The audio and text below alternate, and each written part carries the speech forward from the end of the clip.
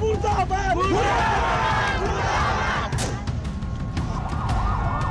नमस्कार प्रणाम, मैं हूं आपका अपना दोस्त उमेश द्विवेदी। दोस्तों, एक सवाल भारत के सोशल मीडिया में बहुत उठ रहा है कि भारत में नेपाल और बांग्लादेश जैसा तख्ता पलट क्यों नहीं हो रहा? क्यों देश की सेना सड़कों पर नहीं उतर रही? क्यों देश की सरकारों को मार मार कर देश छोड़कर नहीं भगाया जा रहा? क्यों देश की जनता दिल्ली के संसद भवन में घुसकर तोड़फोड़ नहीं कर रही है? इन सब सवालों के जवाब आज इस वीडियो में आपको जरूर मिलेंगे। दोस्तों, जिस तरह से पिछले कुछ सालों में भारत के पड़ोसी देशों में हो हल्ला मचा हुआ है, जनता विद्रोह कर रही है, संविधान को फाड़कर कूड़े में फेंक दिया जा रहा है, ये सब देखकर एक बहुत बड़ा सवाल उठता है कि आखिर इन देशों का भविष्य किस ओर जा रहा है। और सबसे बड़ा दुख तो तब होता है जब देखा जाता है कि इन देशों की जनता विद्रोह की आड़ में अपने ही संसद भवनों, अपने ही सरकारी दफ्तरों और अपने ही मंदिर मठों में घुसकर तोड़फोड़ करने लगती है। सोचिए जरा, क्या अपने ही घर को जलाकर कोई खुश हो सकता है? क्या अपने ही संसद को ध्वस्त करके कोई जश्न मना सकता है? और ऐसा ही ताजा उदाहरण हमारे सामने है नेपाल। अब मैं ये बिल्कुल नहीं कह रहा हूं कि प्रदर्शनकारियों की मांगे गलत होती हैं, कई बार जनता की आवाज सही भी होती है, लेकिन समस्या वहां खड़ी होती है जब ये आंदोलन तख्ता पलट और हिंसा का रूप ले लेते हैं। सरकार गिर गई, संसद भंग हो गई, ठीक है, लेकिन अचानक से वही आम प्रदर्शनकारी हथियारबंद गुंडों में कैसे बदल जाता है? नेपाल का ही उदाहरण ले लीजिए। कल तक जिन युवाओं और स्टूडेंट्स की भीड़ सड़कों पर लोकतांत्रिक तरीके से विद्रोह कर रही थी, आज अचानक उनके हाथों में पत्थर और लाठियां नहीं बल्कि बंदूकें नजर आ रही हैं। सवाल यह है कि ये बंदूकें आई कहां से? और सबसे दर्दनाक दृश्य तो तब देखने को मिला जब काठमांडू के पशुपतिनाथ मंदिर में घुसकर तोड़फोड़ की गई। क्या ये वही लोग हैं जो कहते थे कि वे अपने देश के लिए आंदोलन कर रहे हैं? तो फिर देश की आस्था के प्रतीक को तोड़ने की जरूरत क्यों पड़ रही है?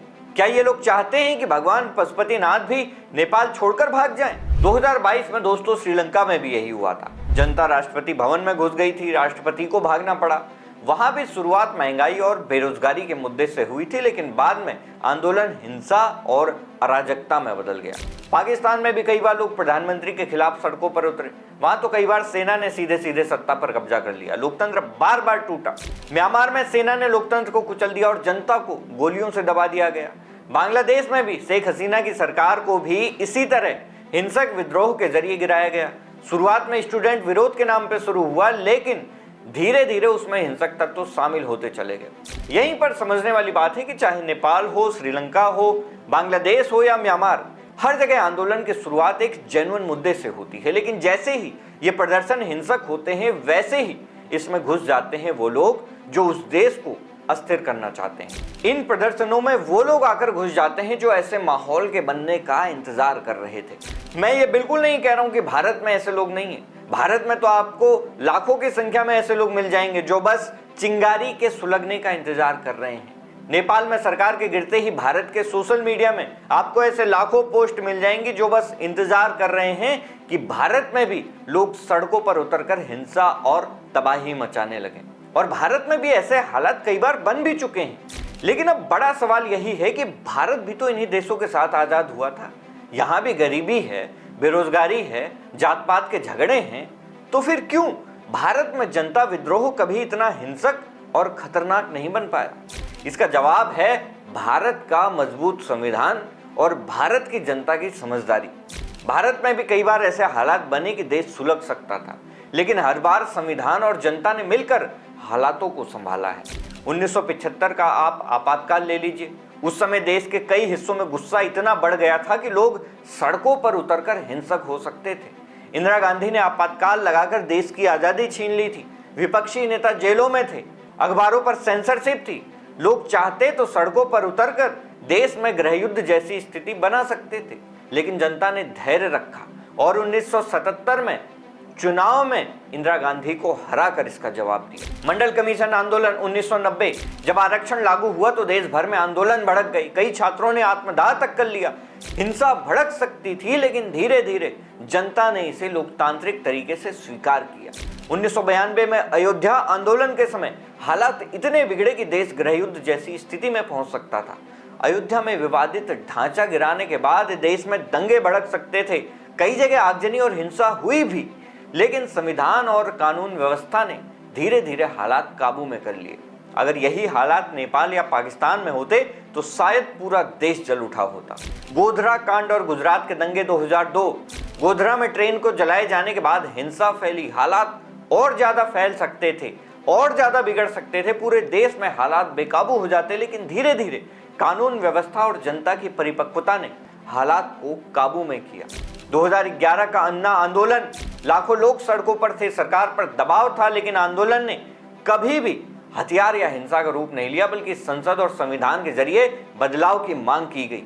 यहां तक कि सीए और एनआरसी का विरोध या फिर किसान आंदोलन, ये भी बड़े स्तर के विद्रोह थे, लेकिन भारत का संविधान और जनता की समझदारी इतनी मजबूत रही कि ये कभी नेपाल, श्रीलंका या म्यांमार की तरह तख्ता पलट की शक्ल नहीं ले सके। भारत में जनता आंदोलन तो करती है, लेकिन अपने ही घर को जलाकर खुश नहीं होती। यहाँ लोग जानते हैं कि अगर संसद या मंदिर या मस्जिद जल गई तो नुकसान उनका ही होगा। इसीलिए लोग आंदोलन की आग को समय रहते ठंडा कर देते हैं। असली फर्क यही है, हमारे पास है भारत का संविधान। भारत के सुप्रीम कोर्ट ने हाल ही में कहा कि हर भारतवासी को अपने संविधान पर गर्व होना चाहिए। आजादी के बाद से जितनी भी चुनौतियां आई, संविधान ने देश को हमेशा संभाला है। ये सच है, चाहे इमरजेंसी हो, दंगे हो, आंदोलन हो, भारत का संविधान और जनता हर बार दीवार बनकर खड़े हुए हैं। हर भारतीय को गर्व होना चाहिए कि आजादी के बाद से जितनी भी चुनौतियां हमारे सामने आई, भारत हमेशा अपने संविधान के दम पर खड़ा रहा। यही वजह है कि भारत में कोई भी विद्रोह इतना रौद्र रूप नहीं ले पाया कि संसद या देश की एकता को तोड़ सके, और इसमें सबसे बड़ा योगदान है भारत की जनता का। हमारे यहाँ लोग भावुक होते हैं, गुस्से में आते हैं, लेकिन जैसे ही कोई आंदोलन हिंसा की तरफ बढ़ता है, जनता खुद उस पर पानी डाल देती है। यानी भारत में लोकतंत्र की सबसे बड़ी ताकत है जनता और संविधान। यही वजह है कि भारत आज दुनिया का सबसे बड़ा लोकतंत्र है और अपने संविधान पर हमको गर्व करना चाहिए। इसीलिए सवाल यही है कि नेपाल, श्रीलंका, बांग्लादेश और म्यांमार जैसे देशों को भी यह समझना होगा कि आंदोलन करने से देश नहीं बचेगा। देश को बचाने के लिए चाहिए आपको संविधान, और जब तक जनता अपने संविधान पर भरोसा रखेगी, तब तक कोई ताकत किसी देश को हिला नहीं पाएगी। आपकी इस बारे में क्या राय है, हमें कमेंट बॉक्स में जरूर बताएं। नमस्कार।